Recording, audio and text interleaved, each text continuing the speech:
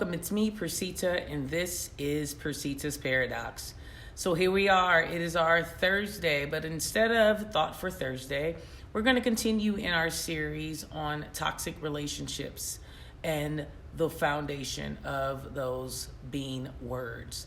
So this is part 2 of words are the foundation. Of course, words are the foundation of everything, but definitely when we're talking about toxicity and things related to our interactions with toxic people that create then toxic relationships is what we are elaborating on today. So in regards to those words that we are talking about, and we began in our last video, let's go on to the next category or next subject when we're talking about words and how they interact in our lives and in our relationships.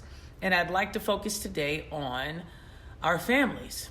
And it's something that before I even touch it, let me just preface it with saying that this is a very complicated subject to talk about on any level.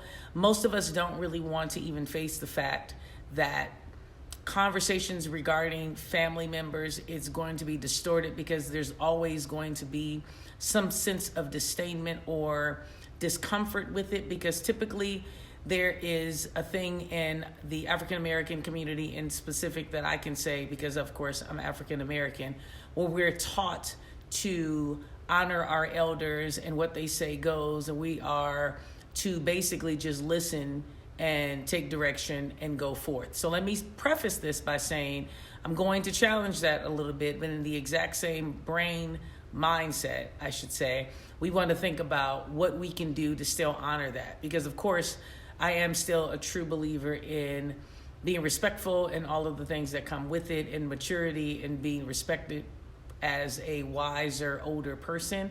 But I think that, to be perfectly honest, is the very beginning of what we're going to talk about and how we're going to start, because those unspoken words for that level of what we're taught to give our elders is where I think the confusion begins. So let's start. We are told in so many different ways as a child growing up that we are to basically do as we're told and not as we see things, right? So it's do as I say, not as I do kind of logic. And again, it's something that I think that has always made it very conflictual when it came to communication, especially in the African American culture. We're just not really taught to be great communicators from the cuffed, from the absolute cuffed. From the beginning of time, I would say that we all have what we are going to consider truthfully family secrets, right? And things that we have gone generation after generation, again, both as African American and just general people across the board. All cultures, to me, have this issue, which is there are just so many family secrets and family people in those secrets that we're just not to touch, right? So great grandmama didn't touch it, grandmama didn't touch it, your mom didn't touch it, and now you absolutely are not in a place that you need to touch it. You need to basically go on with your life, knowing what you know, but completely doing nothing about it. I'd like to focus on that as unspoken words, because those are not things that we really say a lot. We just kind of find an excuse here or there to just kind of sweep it under the rug, make it seem like it didn't happen. And I think that is really where the toxicity in our family starts. It just comes from a place where we're not great communicators. We're taught to be indifferent. We're taught to not express ourselves. And we're especially taught that as children if we're expressing ourselves to our elders. Now, let's be real.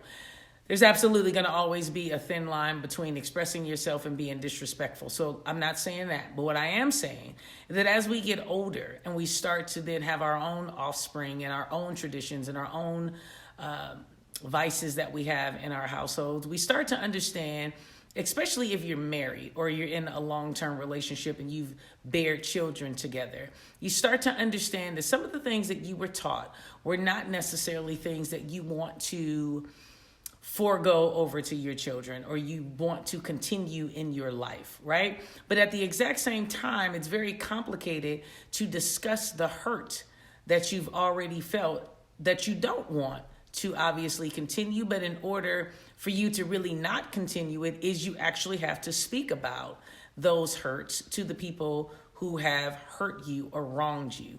When you're not allowed to do those things is when the toxicity in those parental forces, or aunts or uncles or cousins, let me be specific. It is not just parents. It could be your grandparents, anyone who has put you in a position of maturity in regards to say they know more than you because they're older and that is the way it's always been done, right? Those are the people that we're talking about. They put you in a place that sometimes causes you the kind of trauma that you don't recognize until, again, you start to have your own children and develop your own sense of tradition.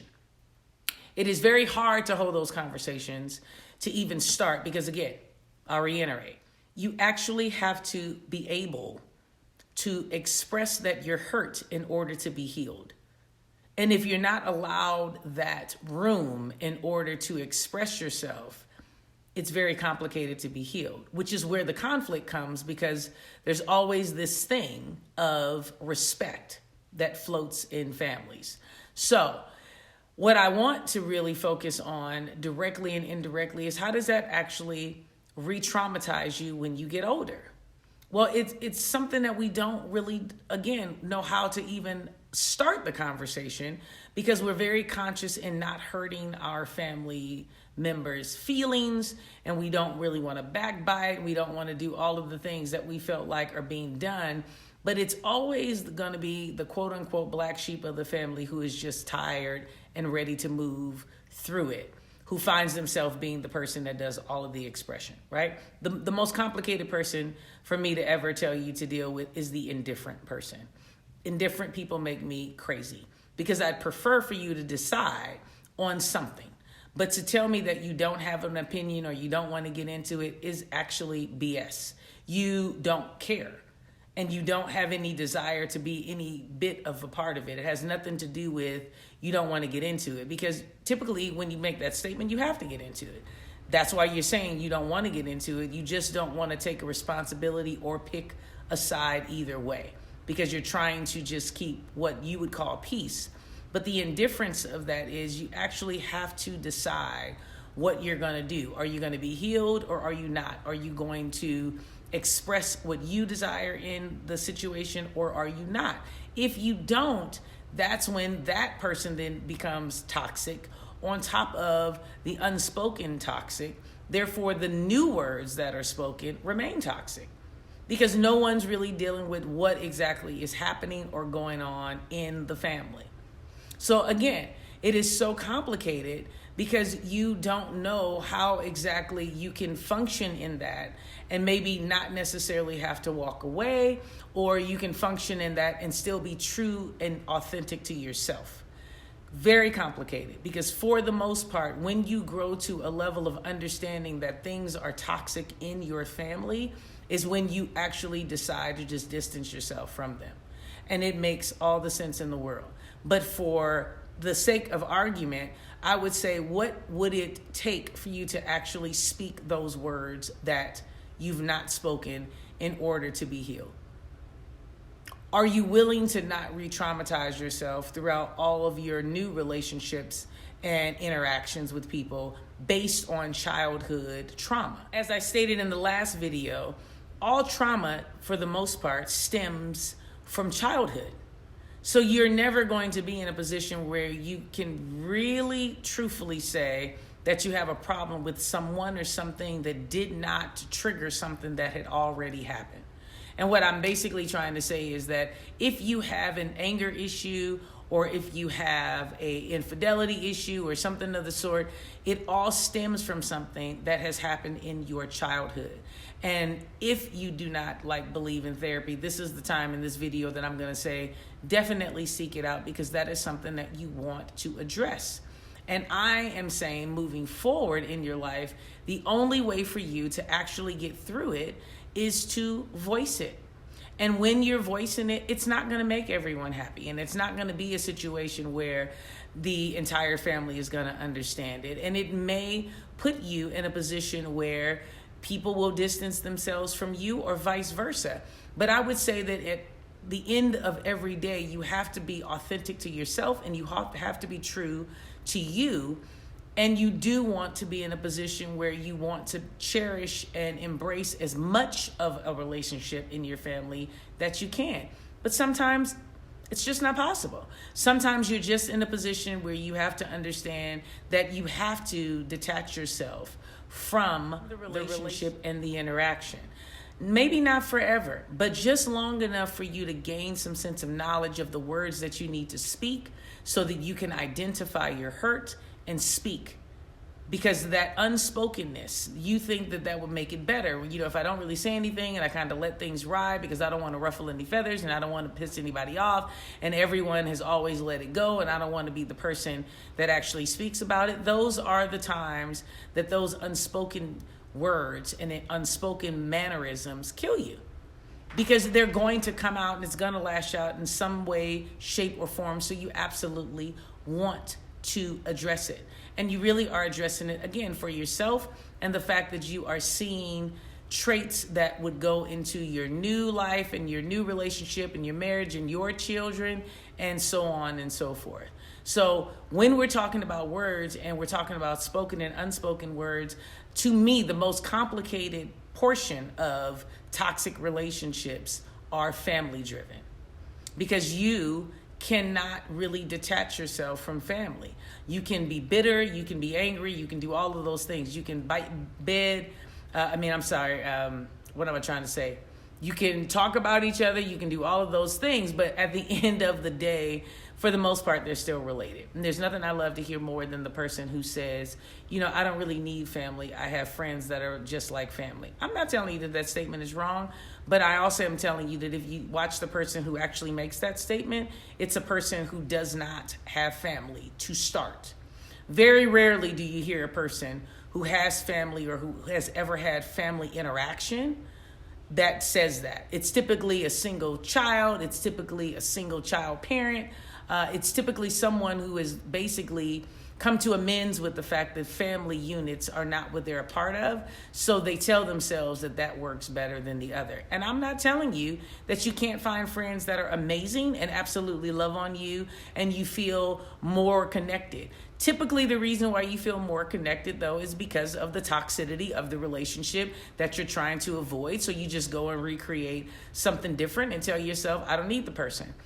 Trust me when I tell you, you don't want to do that. You want to stand firm. You want to address it. You want to bring some sense of peace into your relationships with your loved ones, and you want to absolutely feel like you can do it. It may take some time. It may take some tears, but I promise you it is for your good, because all of that is still linked to you, your lineage, and your generational love and wealth. And when I say wealth, I don't always mean money. Wealth of love is completely underrated. We only seem to figure that out when someone suddenly passes away or when something tragic happens. And I'm hoping that we understand that you want to keep loved ones close and you want to understand why you're keeping them close, because people need people. And we build and we manifest with each other. And there's absolutely no way for us to do it alone. So you want to do your best to try to nurture relationships with your family, especially since the world has made it very, very clear that you want to try to do it with each other and we should love one another and world peace and all these great things. That should start from home. So you hear my dog shaking in the background. What I am going to leave you with today is it's going to hurt. It's going to be tragic. It's going to be hard to not re-traumatize yourself. It's going to be hard to identify why you're feeling a certain way or why someone did something and it was a trigger for something that you thought that you had already moved past. But that re-traumatization you just want to deal with, and you want to make sure that you identify it and you move through it. You can use anything you want as a tool. There's nothing wrong with therapy. Absolutely find someone that you can talk to if that is what you need. I'm all about a spiritual life. Nothing wrong with that. Nothing wrong with combining the two. We don't put spirituality and therapy together a lot, but I think we should. And I think it's a very great tool to deal with. The Bible is prayer, and prayer absolutely works. And I'm never going to tell you that prayer does not work, but understand that any type of therapy is still a resource. It's still a strategy. It's still a way of coping with your life as you're praying yourself through. Okay, so thank you so much for joining me. As always, we will continue on. Have a beautiful weekend. I just so happen to have a new video coming up on Saturday, so look for that. New product review. I'm sure you're going to love it. Outside of that, remember to like, share, and comment as much as you would like on every video. Please take the time to go back and look at all of the suggested videos that I put somewhere in this video. I think it's above me, right? Yeah, I think it is. And outside of that, just make sure that you live your life completely, wholly authentic. Living life authentic is just what we're about. I also have a beautiful announcement. Hopefully I'll be able to announce it next week, so stay tuned for that. Again, thank you so much for joining me. So much appreciation coming from me to you for everything that you do and everything that you are. I could not be myself without you. So have a wonderful day, and what are we going to do? We're going to wait for me on Saturday. You thought I was going to say live life authentic.